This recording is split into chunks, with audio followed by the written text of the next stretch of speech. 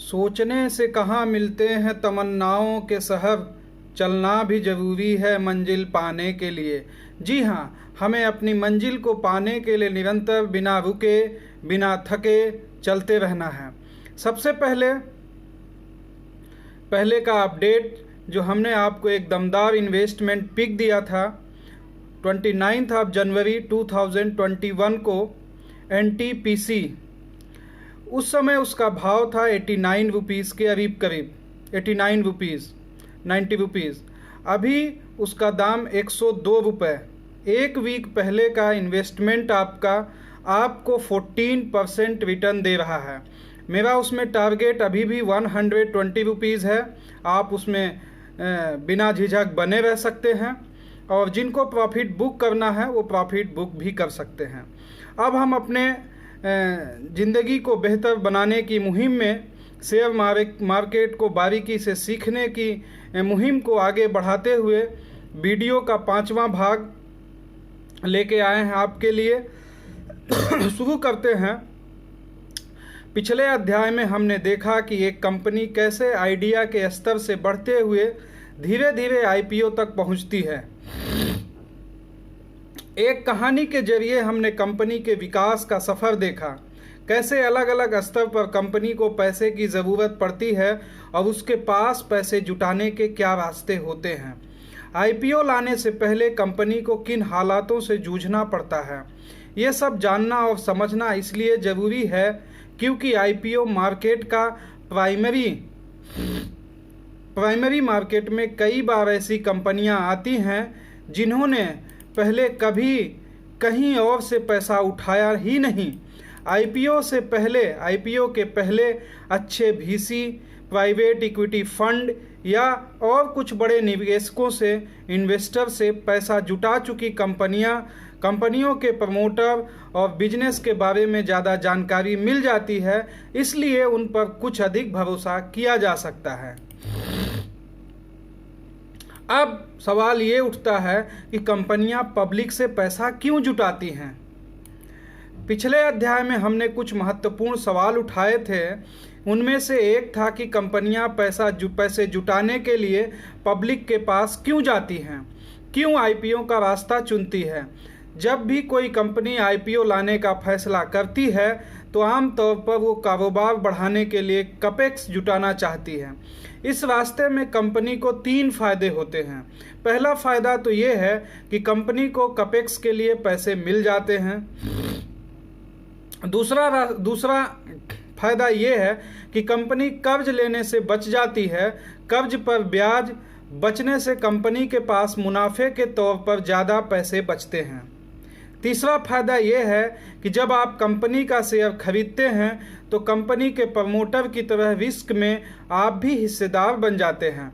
हालांकि रिस्क इस बात पर निर्भर करता है कि आपके पास कितने शेयर हैं, लेकिन प्रमोटर अपना रिस्क बहुत सारे लोगों में बांटने में ज़रूर कामयाब हो जाता है।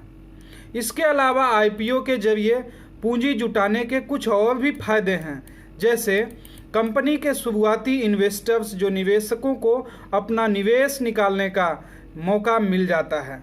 जब IPO के बाद कंपनी लिस्ट हो जाती है तो उसके शेयर कोई भी खरीद और बेच सकता है। इससे कंपनी के promoter, angel investor, venture capitalist, private equity fund जैसे तमाम लोगों को अपने शेयर बेचने का एक रास्ता मिल जाता है। इस तरह से वो अपना शुरुआती निवेश निकाल पाते हैं। कंपनियों और फायदा क्या है कि कंपनियों के कर्मचारियों को एक पुरस्कार मिलता है। कैसे? कंपनी में पहले से काम कर रहे कर्मचारियों को जो एम्प्लॉई हैं उन्हें कुछ शेयर अलॉट किए जा सकते हैं। इस तरह से जब कंपनी अपने कर्मचारियों को यानी एम्प्लॉई को शेयर देती है तो इस समझौते को एम्प्लॉयज स्टॉक ऑप्शन, ध्यान रखिएगा, एम्प्लॉई स्टॉक ऑप्शन कहते हैं। कर्मचारियों को ये शेयर डिस्काउंट पर दिए जाते हैं। जब कंपनी के शेयर IPO के बाद लिस्ट होते हैं तो कर्मचारियों को शेयर के भाव बढ़ने से फायदा होता है। गूगल, इन्फोसिस, ट्विटर और फेसबुक जैसी कंपनियों के कर्मचारी इस तरह से स्टॉक ऑप्शन का फ़ायदा पा चुके हैं। ये एग्जाम्पल के तौर पे आपको कंपनियों का नाम बताया गया अभी। और क्या फ़ायदा है, इससे कंपनी का नाम बढ़ता है।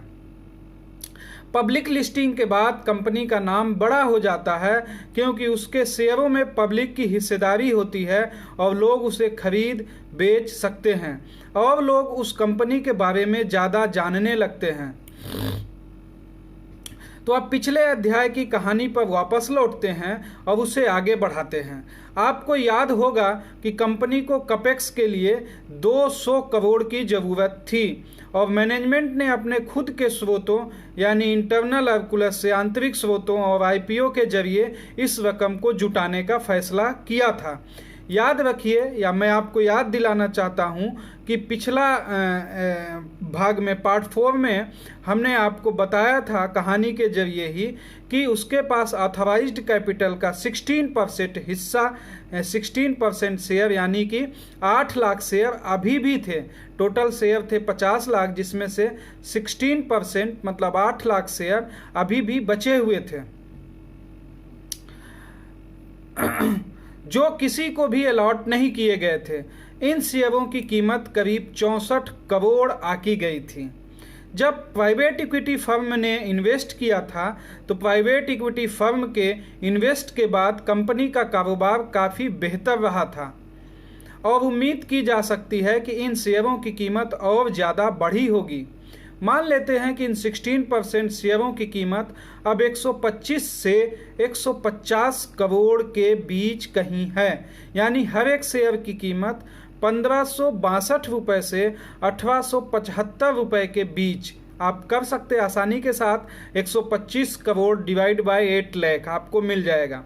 और आपको मैं बता देना चाहता कि आप अगर पार्ट 4 को नहीं देखे हुए हैं तो पहले उसको फिर से समझ लीजिए, ताकि पार्ट 5 को, क्योंकि ये आईपीओ का भाग 2 जो पार्ट है वो डायरेक्टली कनेक्टेड है उससे, तो पहले आप उसको समझ लीजिए ताकि आपको ये पार्ट अच्छे से समझ में आ जाए। तो अब अगर कंपनी का इन 16% यानी 16% का मतलब कितना हुआ, 8 लाख शेयर जो था, 16% शेयर यानी 8 लाख शेयर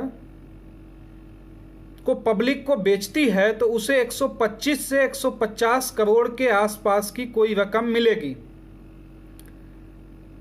तो अब अगर कंपनी इन 16% यानी 8 लाख शेयरों को पब्लिक को बेचती है तो उसे 125 से 150 करोड़ के आसपास की कोई रकम मिलेगी। बाकी रकम उसे अपने स्रोतों से जुटानी होगी जो उन्होंने मुनाफे में कमाया हुआ है। तो जाहिर है कि कंपनी चाहेगी कि उसे ज़्यादा से ज़्यादा पैसे शेयर बेच कर मिले, ये तो चाहेगी ही सही। अब बात आती है मर्चेंट बैंकर की। मर्चेंट बैंकर आईपीओ लाने का फैसला करने के बाद कंपनी को कई अहम काम करने होते हैं जिससे ज़्यादा से ज़्यादा पैसे मिल सके। इनमें सबसे पहला और ज़रूरी काम है मर्चेंट बैंकर की अपॉइंटमेंट करना, नियुक्ति करना। मर्चेंट बैंकर को बुक रनिंग लीड मैनेजर, ध्यान रखिएगा, बुक रनिंग लीड मैनेजर या सिर्फ आप लीड मैनेजर भी कहते हैं। इनका काम है कंपनी को उसके आईपीओ में मदद करना। क्या मदद करना? जैसे कि कंपनी का ड्यू डिलिजेंस करना और ड्यू डिलिजेंस सर्टिफिकेट देना। इनको ये भी देखना होता है कि कंपनी ने कानून के हर नियम का पालन किया है। कंपनी के साथ मिलकर ड्राफ्ट, विड, हियरिंग, प्रॉस्पेक्टस समेत सारे लिस्टिंग डॉक्यूमेंट तैयार करना। इसके बारे में हम विस्तार से चर्चा करेंगे कि DRHP या RHP क्या होता है।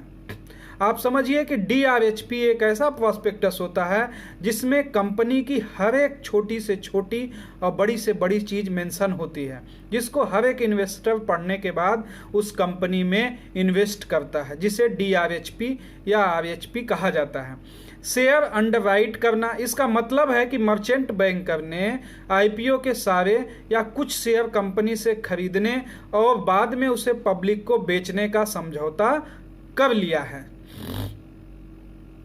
क्या करना? शेयर अंडरराइट करने का मतलब होता है कि मर्चेंट बैंकर जो है उसने आईपीओ के सारे या कुछ शेयर कंपनी से खरीदने और बाद में उसे पब्लिक को बेचने का समझौता कर लिया है। ये मर्चेंट बैंकर का काम होता है।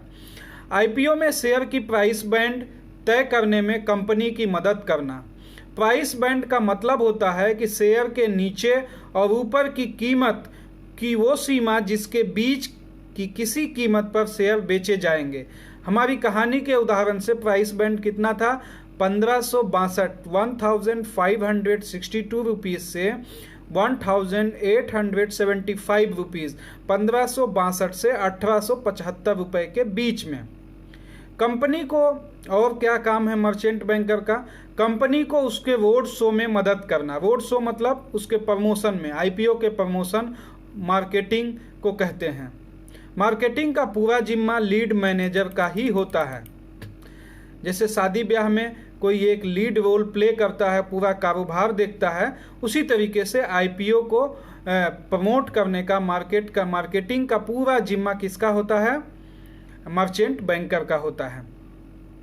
आईपीओ के लिए दूसरे इंटरमीडियरीज जैसे रजिस्ट्रार, बैंकर, विज्ञापन एजेंसी आदि की अपॉइंटमेंट करना, नियुक्ति करना मर्चेंट बैंकर का ही काम होता है। मर्चेंट बैंकर के साथ आने के बाद कंपनी आईपीओ का काम शुरू कर देती है। अब आगे हम बढ़ते हैं, इससे आईपीओ से जुड़े कामों का घटनाक्रम कैसे कैसे होता है। आईपीओ में हर कदम सेबी के नियमों के मुताबिक ही उठाना पड़ता है और ये कदम इस क्रम में उठाए जाते हैं। किस क्रम में? पहला है मर्चेंट बैंकर की अपॉइंटमेंट। बड़े पब्लिक इशू में एक से ज़्यादा मर्चेंट बैंकर भी हो सकते हैं। बड़े पब्लिक इशू मतलब बहुत ज़्यादा है, अगर कई करोड़ों का है अगर, तो उसमें एक से ज़्यादा भी मर्चेंट बैंकर का अपॉइंटमेंट किया जा सकता है, क्योंकि बड़ा काम है। दूसरा, सेबी को एक रजिस्ट्रेशन स्टेटमेंट के साथ एप्लीकेशन देना होता है। रजिस्ट्रेशन स्टेटमेंट में ये बताया जाता है कि कंपनी क्या करती है, उसे आईपीओ लाने की ज़रूरत क्यों है और कंपनी की वित्तीय स्थिति, फाइनेंशियल स्टेटस क्या है, और उसके बाद क्या कदम है। सेबी से आईपीओ की मंजूरी लेना। रजिस्ट्रेशन स्टेटमेंट मिलने के बाद सेबी फैसला करती है कि मंजूरी देनी है या नहीं देनी है। उसके बाद आता है डीआरएचपी। डीआरएचपी क्या है? इशू को शुरुआती मंजूरी मिलने के बाद कंपनी को अपना डीआरएचपी यानी ड्राफ्ट रेड हियरिंग प्रॉस्पेक्टस तैयार करना होता है।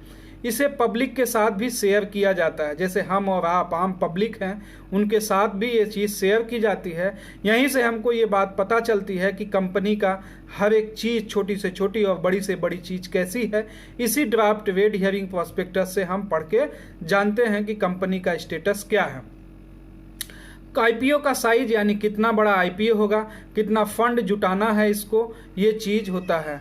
कुल कितने शेयर जारी किए जा रहे हैं, कंपनी इशू क्यों ला रही है, इशू लाने का रीज़न क्या है और उससे जुटाए गए पैसों का क्या इस्तेमाल किया जाएगा।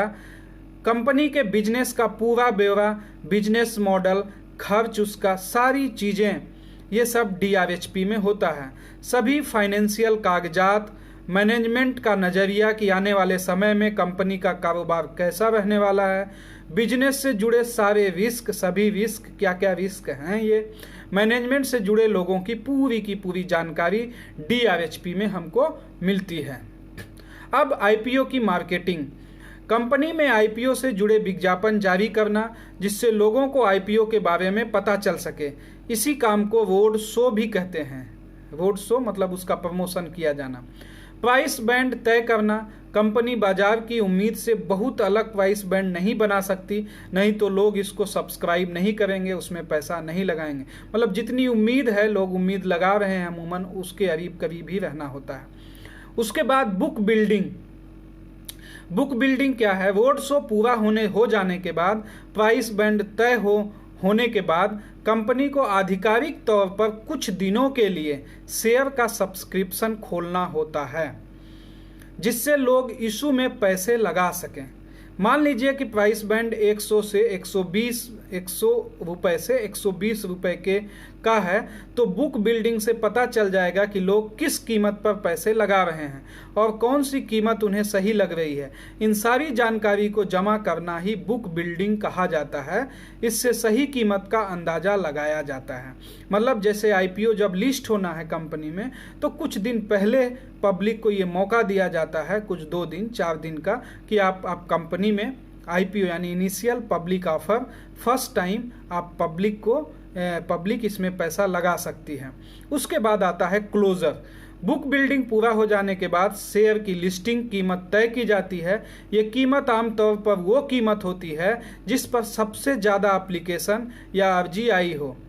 अब बुक बिल्डिंग क्लोजर हो गया कि सबसे ज़्यादा ये अर्जी किस कीमत पे आई हुई है, ये कि वो उसको क्लोजर कहा जाता है। उस पर फिर लिस्ट होता है। तो लिस्टिंग डे के दिन, इस दिन लिस्टिंग डे को अब देखते हैं।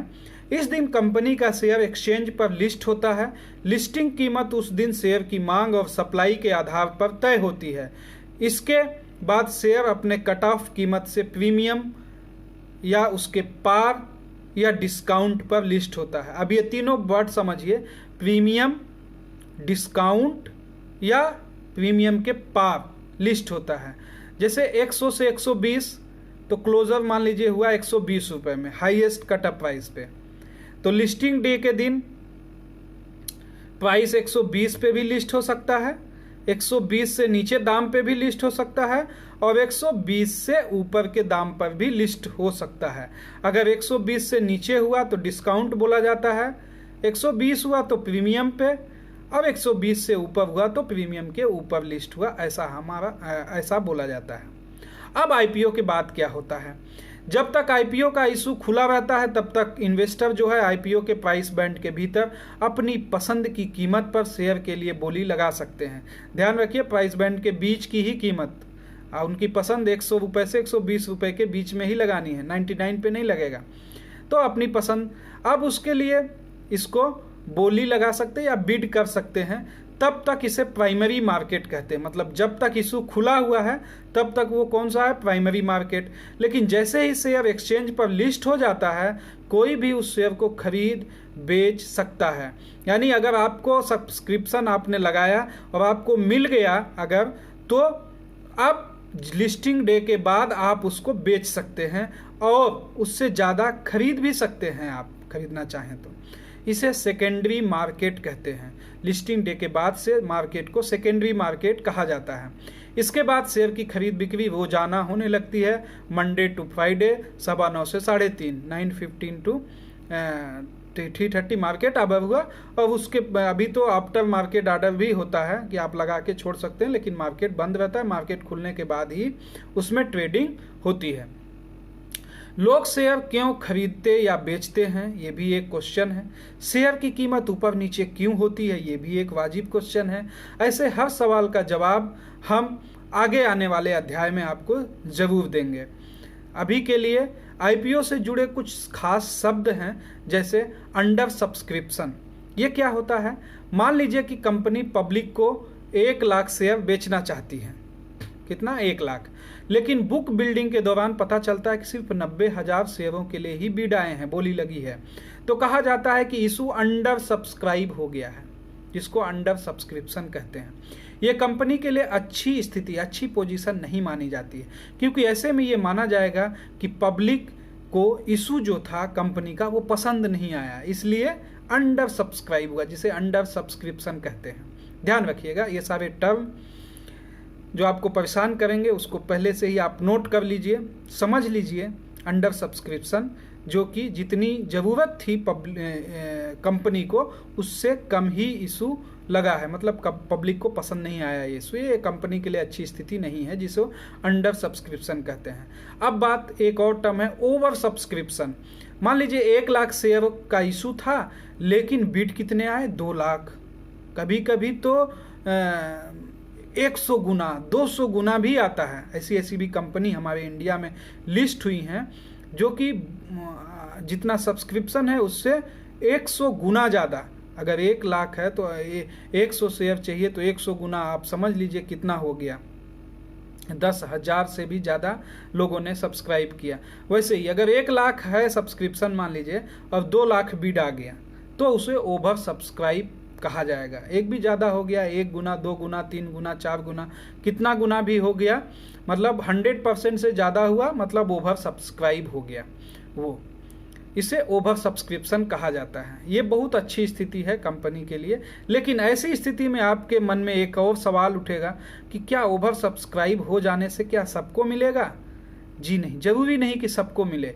पहले एक एक शेयर, एक एक लॉट सबको अलॉट कर दिया जाएगा, फिर बचे हुए जो भी होंगे वो किसी को भी मिल सकता है।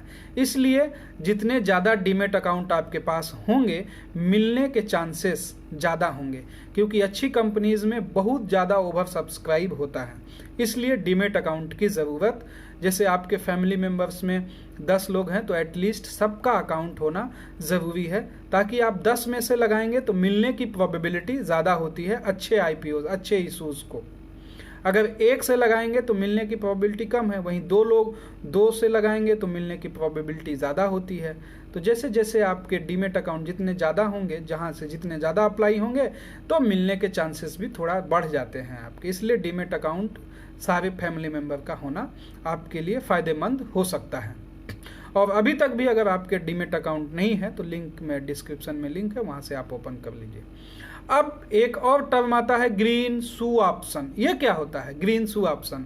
ये अंडर राइटिंग एग्रीमेंट के तहत इशूअर को ओवर सब्सक्रिप्शन की स्थिति में अतिरिक्त शेयर अलॉट, मतलब जैसे ओवर सब्सक्राइब हो गया तो कुछ अतिरिक्त शेयर, एक्स्ट्रा शेयर कंपनी की तरफ से अलॉट किए जा सकते हैं, और ये कंपनी के पास ही अधिकार होता है। आमतौर पे 15% ही होता है। इसे ओवर अलॉटमेंट ऑप्शन भी कहते हैं, ग्रीन शू ऑप्शन या ओवर अलॉटमेंट ऑप्शन भी आप कह सकते हैं। एक हुआ फिक्स्ड प्राइस IPO। ये क्या होता है? कई बार कंपनियां प्राइस बैंड की जगह शेयर की कीमत तय करके IPO लाती हैं। इसे फिक्स्ड प्राइस IPO कहते हैं, मतलब उसमें प्राइस बैंड नहीं होता कि अपने मनपसंद का लगाइए, फिक्स है 125 रुपये तो 125 रुपये, आपको 125 रुपये पे ही बीट लगाना है, जिसको फिक्स्ड प्राइस IPO कहा जाता है। अब price band and cut off price, ये क्या होता है इसको भी समझ लीजिए। प्राइस बैंड उस दायरे को कहते हैं जिसे अंडर शेयर जारी किए जाते हैं, जिसके अंदर शेयर जारी किए जाते हैं। मान लीजिए प्राइस बैंड 100 से 130 का है और इशू बंद होने पर शेयर की कीमत 125 तय होती है, तो 125 रुपये को कट ऑफ प्राइस कहा जाता है। प्राइस बैंड तो आप जानते ही है कि जो IPO लाया, जो प्राइस बैंड दिया 100 से 130, 100 से 130 ये प्राइस बैंड हो गया। लेकिन कट ऑफ क्या होगा? इशू बंद होने के बाद पता चला कि सबसे ज़्यादा बीड 125 रुपये पे आया है, तो 125 रुपये पे ये शेयर सबको अलॉट हुआ, तो 125 रुपये क्या होगा? कट ऑफ प्राइस हुआ। आई बात समझ? तो आज के लिए इतना ही। और जो भी सवाल था जो हमने आपको दोहराया था कि जो ये क्वेश्चंस हैं, उसको हम आगे के अध्याय में आपसे डिस्कस करेंगे। ध्यान रखिए, लोग शेयर क्यों खरीदते या बेचते हैं, पहला क्वेश्चन आपके दिमाग में। दूसरा, शेयर की कीमत ऊपर नीचे क्यों होती है। ऐसे हर सवाल का जवाब हम अगले अध्याय में आपको देंगे। लेकिन अब ये पढ़ाओ, और हमारे यहाँ भारत में बहुत सारे IPOs आए हैं, बहुत सारा ये आप गूगल में सर्च करके देख सकते हैं कि इशूअर का नाम क्या था, कीमत क्या थी, बुक रनिंग लीड मैनेजर कौन था, डेट और शेयर कितना था, प्राइस बैंड क्या था, वो आते रहते हैं। और हम आपको कुछ नाम बता देते हैं, आप जो है गूगल में सर्च करके देख सकते हैं। जैसे वंडरला हॉलीडेज लिमिटेड हो गया, हाल में IRCTC आया, IRFC आया अभी हाल में ही, है कि नहीं। उसके बाद हमारा इंडियो पेंट्स आया, जस्ट डायल लिमिटेड है, रेपको होम्स फाइनेंस लिमिटेड है। तो इस तरीके से बहुत सारे IPOs हैं, आप इनकी जानकारी ले सकते हैं कि इशूअर का नाम तो हमने जो बताया अभी, इसको नोट कर लीजिए, गूगल में सर्च कर लीजिएगा कि कीमत कितनी थी और फिर लिस्ट हुआ तो कितने पे हुआ, ये सारा चीज़ आप देख सकते हैं। और उसका डेट भी क्या था वो सब मिल जाएगा आपको, प्राइस बैंड क्या था ये सब भी आपको मिल जाएगा।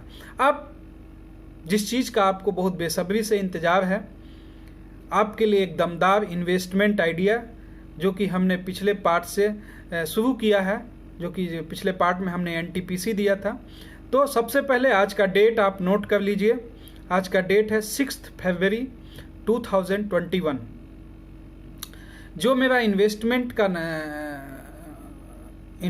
का पिक है उसका नाम है एक्लिया कॉले सोल्यूशन, नाम नोट कर लीजिए, स्पेलिंग ACCELYA, एक्लिया काले सोल्यूशन, KALESOLUTIONS, एक्लिया काले सोल्यूशंस, जिसका अभी का भाव चल रहा है, अभी का दाम है इसका 952 रुपये।